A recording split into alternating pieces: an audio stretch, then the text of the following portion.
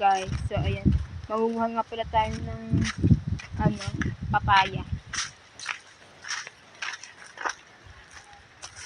So, ayun nga pala yung papaya. Kuha tayong papaya, guys.